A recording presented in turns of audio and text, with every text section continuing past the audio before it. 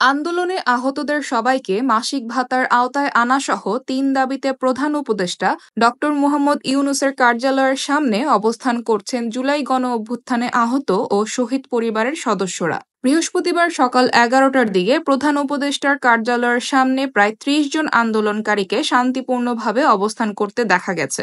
এর আগে বুধবার সকাল ১১টার দিকে তারা প্রধান উপদেষ্টার কার্যালয়ের ১ নম্বর গেটের সামনে এসে জড়ো হন। এরপর তারা মূল ফটকের সামনে এসে অবস্থান নেন।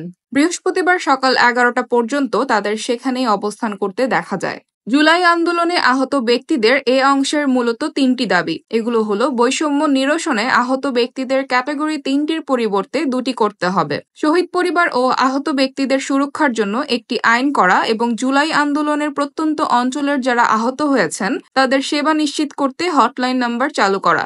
দাবি আদায় না হওয়া পর্যন্ত অবস্থান কর্মসূচি চালিয়ে যাবেন বলেও ঘোষণা দেন আন্দোলনকারীরা। এই অবস্থান ঘিরে প্রধান উপদেষ্টার কার্যালয়ের সামনে আইনশৃঙ্খলা রক্ষাকারী বাহিনীর সদস্যদের সতর্ক অবস্থানে থাকতে দেখা গেছে।